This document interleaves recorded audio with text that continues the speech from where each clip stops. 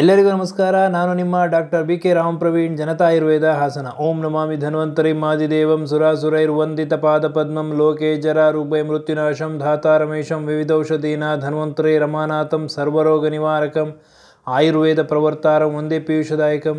ಸರ್ವೇ ಜನಾಃ ಸುಖಿನೋ ಭವಂತು, ಸರ್ವೇ ಸಂತು ನಿರಾಮಯಃ. ಓಂ ಶಾಂತಿ ಶಾಂತಿ ಶಾಂತಿ.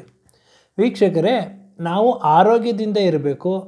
ನಮ್ಮ ಕಾರ್ಡಿಯೋವ್ಯಾಸ್ಕ್ಯುಲರ್ ಸಿಸ್ಟಮ್ ಅಂತಂದರೆ ಕಾರ್ಡಿಯೋವ್ಯಾಸ್ಕ್ಯುಲರ್ ಹೆಲ್ತ್, ಹೃದಯದ ಆರೋಗ್ಯ ಚೆನ್ನಾಗಿರಬೇಕು, ಬ್ರೈನ್ ಮೆದುಳಿನ ಆರೋಗ್ಯ ಚೆನ್ನಾಗಿರಬೇಕು, ಕಣ್ಣಿನ ಆರೋಗ್ಯ ಚೆನ್ನಾಗಿರಬೇಕು ಅಂದರೆ ನಾವು ಸೇವಿಸ್ತಕ್ಕಂಥ ಆಹಾರದಲ್ಲಿ ಒಮೆಗಾ 3 ಫ್ಯಾಟಿ ಆ್ಯಸಿಡ್ ಇರಬೇಕಾಗ್ತದೆ.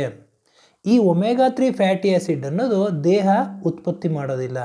ಇದು ನಾವು ಬಾಹ್ಯವಾಗಿ ಹೊರಗಡೆಯಿಂದ ನಾವು ಇದನ್ನು ತಗೋಬೇಕಾಗ್ತದೆ. ಇವತ್ತಿನ ಒಂದು ಸಂಚಿಕೆಯಲ್ಲಿ ಯಾವ ಯಾವ ಆಹಾರದಲ್ಲಿ ಈ ಒಮೆಗಾ 3 ಫ್ಯಾಟಿ ಆ್ಯಸಿಡ್ಸ್ ಇದೆ ಅನ್ನೋದನ್ನು ತಿಳ್ಕೊಳ್ಳೋಣ. ಪ್ರಮುಖವಾಗಿ ನಾವು ಸೇವಿಸ್ತಕ್ಕಂಥ ಆಹಾರಗಳಲ್ಲಿ ಪೋಷಕಾಂಶ ಭರಿತವಾದ ಆಹಾರ ನಾವು ಸೇವನೆ ಮಾಡಬೇಕಾಗ್ತದೆ. ಒಮೆಗಾ 3 ಫ್ಯಾಟಿ ಆ್ಯಸಿಡ್ಸಲ್ಲಿ 3 ಅಂಶಗಳಿದೆ. ಆಲ್ಫಾ ಲಿನೋಲೈನಿಕ್ ಆ್ಯಸಿಡ್ ALA ಅಂತ ಕರೀತಾರೆ, ಎಕೋಸಾ ಪೆಂಟೋನೋಯಿಕ್ ಆ್ಯಸಿಡ್ EPA ಅಂತಾರೆ, ಹಾಗೂ ಡೆಕೋಸಾ ಹೆಕ್ಸೋನಿಕ್ ಆ್ಯಸಿಡ್ DHA ಅಂತಾರೆ. ಇವುಗಳು ನಮ್ಮ ಆರೋಗ್ಯವನ್ನು, ಹೃದಯದ ಆರೋಗ್ಯವನ್ನು, ಮೆದುಳಿನ ಆರೋಗ್ಯವನ್ನು, ಕಣ್ಣಿನ ಆರೋಗ್ಯವನ್ನು ಹಾಗೂ ಓವರಾಲ್ ನಮ್ಮ ದೇಹದ ಒಂದು ಆರೋಗ್ಯವನ್ನು ಸಮತೋಲನದಲ್ಲಿಡಲು ತುಂಬಾ ಸಹಕಾರಿಯಾಗಿದೆ.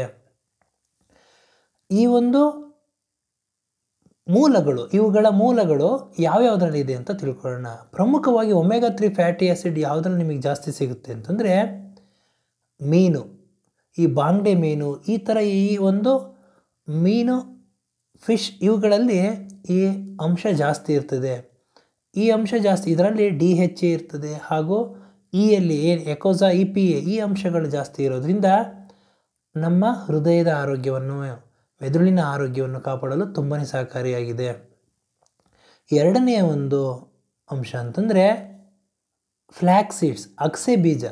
ಅಗಸೆ ಬೀಜದಲ್ಲಿ ಒಮೆಗಾ 3 ಫ್ಯಾಟಿ ಆ್ಯಸಿಡ್ ಹೆಚ್ಚಾಗಿದೆ. ಆದರೆ ಅಗಸೆ ಬೀಜ ಸ್ವಲ್ಪ ಉಷ್ಣ ಇರ್ತದೆ ಹಾಗೂ ಡೈಜೆಷನಿಗೆ ಸ್ವಲ್ಪ ಕಷ್ಟ ಇರ್ತದೆ. ಆದ್ದರಿಂದ ಇದನ್ನು ನಿಯಮಿತವಾಗಿ ಉಪಯೋಗಿಸಬೇಕು. ಜೊತೆಗೆ ಇದನ್ನು ಪುಡಿ ಮಾಡಿ, ಚೂರ್ಣ ಥರ ಮಾಡಿ, ಪುಡಿ ಮಾಡಿ ಇದನ್ನು ಆಹಾರದಲ್ಲಿ ನೀವು ಸೇವನೆ ಮಾಡೋದ್ರಿಂದ ಒಮೆಗಾ 3 ಫ್ಯಾಟಿ ಆ್ಯಸಿಡ್ ನಿಮಗೆ ಸಿಗ್ತದೆ. ಹೃದಯದ ಹಾಗೂ ಆರೋಗ್ಯವನ್ನು ಕಾಪಾಡಲು ಇದು ತುಂಬಾ ಸಹಕಾರಿಯಾಗಿದೆ. ಮೂರನೆಯ ಒಂದು ಅಂಶ ಅಂತಂದರೆ ಸೋಯಾಬೀನ್. ಸೋಯಾಬೀನಲ್ಲೂ ಅಷ್ಟೇ ಒಮೆಗಾ 3 ಫ್ಯಾಟಿ ಆ್ಯಸಿಡ್ ಜಾಸ್ತಿ ಇದೆ. ಇದು ನಮ್ಮ ಆರೋಗ್ಯವನ್ನು ಕಾಪಾಡಲು ತುಂಬಾ ಸಹಕಾರಿಯಾಗಿದೆ. ನಾಲ್ಕನೆಯದು ಚಿಯಾ ಸೀಡ್ಸ್. ಚಿಯಾ ಸೀಡ್ಸಲ್ಲೂ ನಾನು ಏನು ಹೇಳಿದ್ದೀನಿ, ಈ ಒಂದು ಅಂಶಗಳು ಒಮೆಗಾ 3 ಫ್ಯಾಟಿ ಆ್ಯಸಿಡ್ಡು ಹಾಗೂ ಈ ಒಂದು ಆಲ್ಫಾ ಲಿನೋಲೆನಿಕ್ ಆ್ಯಸಿಡ್ ಇವುಗಳಿರೋದ್ರಿಂದ ಆರೋಗ್ಯವನ್ನು ಕಾಪಾಡಲು ತುಂಬಾ ಸಹಕಾರಿಯಾಗಿರ್ತಕ್ಕಂಥ ಅಂಶಗಳು ಇದರಲ್ಲಿದೆ. ಹಾಗೂ ನಾಲ್ಕನೆಯದು ಸೆಣಬು. ಸೆಣಬಿನಲ್ಲಿ ಅಗತ್ಯವಾಗಿರ್ತಕ್ಕಂತಹ ಪ್ರೋಟೀನು, ಜೀವಸತ್ವಗಳು, ವೈಟಮಿನ್ನು ಹಾಗೂ ಒಮೆಗಾ 3 ಫ್ಯಾಟಿ ಆ್ಯಸಿಡ್ಡು, ಫೈಬರ್, ನಾರಿನಂಶಗಳು ಹೆಚ್ಚಿರೋದ್ರಿಂದ ಈ ಹೃದಯದ ಆರೋಗ್ಯವನ್ನು ಕಾಪಾಡಲು ತುಂಬಾ ಸಹಕಾರಿಯಾಗಿದೆ.